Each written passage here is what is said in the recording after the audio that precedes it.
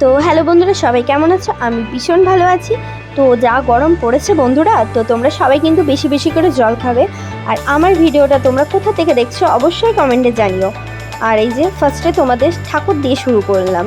তো বুঝতেই পেরে গেছো, আগের ভিডিওটা যারা দেখেছো তারা অবশ্যই জানো যে আমি লোকনাথ বাবার মন্দিরে আলপনা দিয়েছি। তো এটাও আমি আলপনা দিতে এসেছি বৌদির বাড়িতে। তো আগের ভিডিওটা যারা দেখোনি তারা অবশ্যই আমার ওই ভিডিওটা দেখো। তো যারা মানে আলপনা দিতে পছন্দ করো তাদের একটু হলেও হেল্প হবে। আর যারা যারা চাও যে আমি ফুল ভিডিও দিই আলপনার, তো আমাকে অবশ্যই কমেন্টে জানিও, তো আমি তোমাদের সাথে ফুল ভিডিও শেয়ার করব।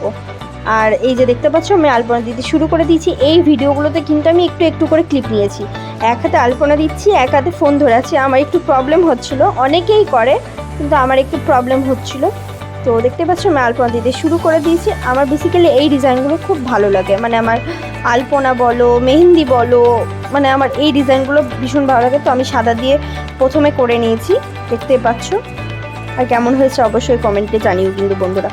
তো দেখতে পাচ্ছ লাল দিয়ে, এটা হলো ফাইনাল লুক কিন্তু এই ভিডিও, মানে এই আলপনাটার কেমন হয়েছে সবাই জানিও। তো দেখো ঠাকুরগুলোর মানে নিচে করেছি, মানে কি সুন্দর লাগছে, আমি নিজেই বলছি যে কত সুন্দর লাগছে।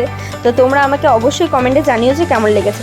বৌদি বললো যে একটু দুয়ারগুলোতে মানে গেটের সামনে করে দিবি, আমি বললাম হ্যাঁ করে দেবো। তো দেখতে পাচ্ছ এই যে দুটো গেটের সামনে করেছি। আর আরেকটা দেখাই, দাঁড়াও। এই যে এটা হলো আমার ফেভারিট, মানে এতগুলো করেছি তার মধ্যে বেস্ট। এই ছোটোখাটো হলেও কিন্তু এটা আমার অনেক ভালো লেগেছে। তো আজকে পর্যন্ত এইটুকুই। আর like, comment, share and subscribe করতে কেউ ভুলো না। টাটা, সবাই ভালো থেকো।